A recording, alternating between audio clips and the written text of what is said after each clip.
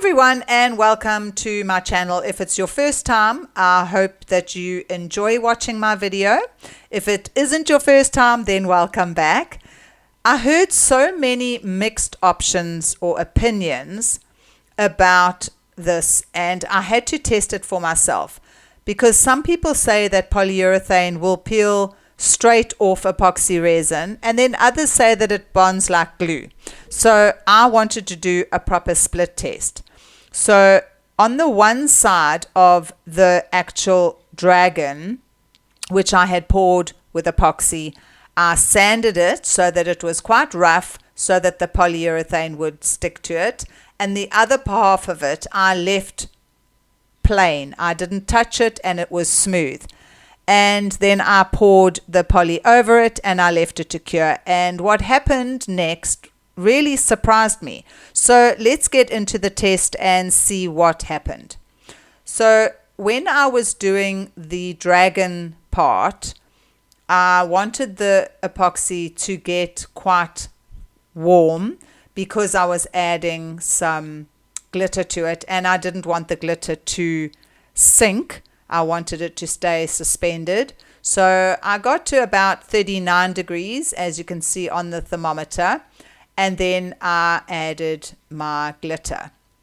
Now it's quite a fine glitter, but glitter does, any type of a glitter, especially the heavier glitter, does have a tendency to sink.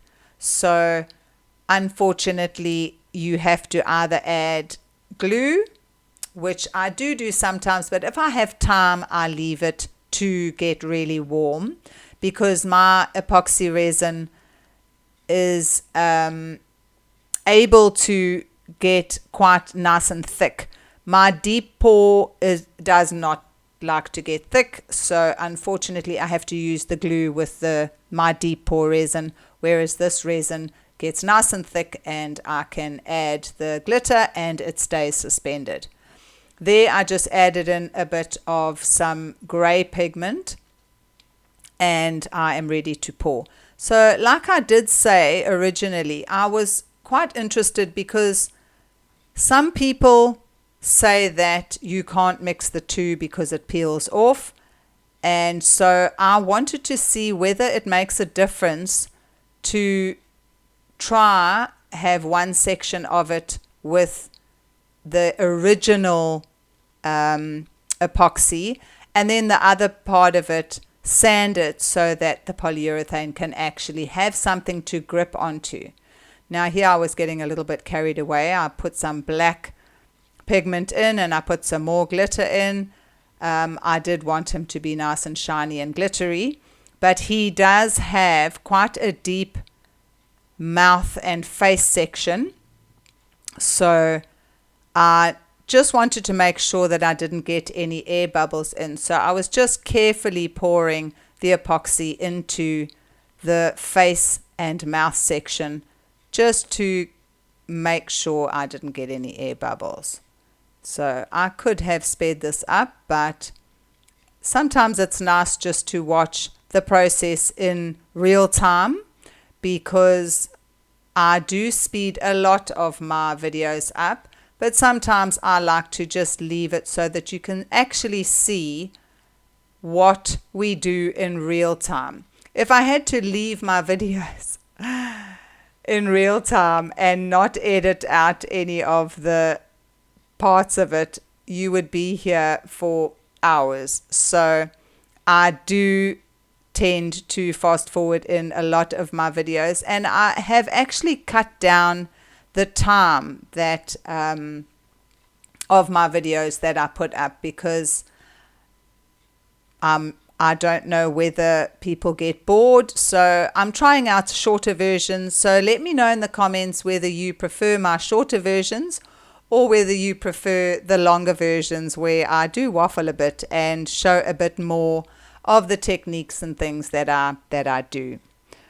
So here, after getting out any air bubbles that might have been in the actual mouth section, I poured just the part of where the dragon is. If you hear any puffing, that is my marshal. So I do apologize for him. He is probably going to jump up now and run and bark. So I might have to stop the editing and the voiceover for a minute. And this mold, this is one of my own molds. It, unfortunately, the dragon tends to blend in with some of the sections of the frame. So you will see in the final result, the bottom of the dragon is actually part of the frame. So I end up painting over that section, but that's fine. Right, so here we have the epoxy, and I'm going to file down. It's a 240 nail file, and I'm just filing it down just to roughen up the surface a bit, because apparently that is what some people do. They rough up the surface of the epoxy so that the polyurethane has something to grip onto. And the bottom half of it, I didn't use the nail file or emery board at all. I just left it perfectly smooth as it had cured. So I was quite interested to see the polyurethane portion of this mold that I'm going to be pouring is quite thin. So I did actually think that maybe there would be a chance that it would peel off, because it might have only been, it's not even 5 millimeters thick. And in some of the sections, it, especially where the mirror of the frame is really thin. And I thought that there was probably going to be a good chance that it would end up peeling off. So here is my polyurethane. The ratio is, I always work by weight, and the ratio is 100 to 90. So I only needed such a little bit, and even after that I ended up with more than what I needed. So here I am just adding a little bit of, it was purple, but polyurethane dries white, so it always tends to tone down the color, and I should have put more of the purple in. I thought I had put quite a bit in, but I should have put quite a lot more in. And this is your normal pigment. You use the same pigment that you use for your epoxy resin in your polyurethane. And here I mixed the actual color into the part B, and then I added the part A, because this is within 30 seconds. You've probably got a minute, and that is it. And it depends also how hot the day is that you are working, because 30 seconds stirring and then you have to pour.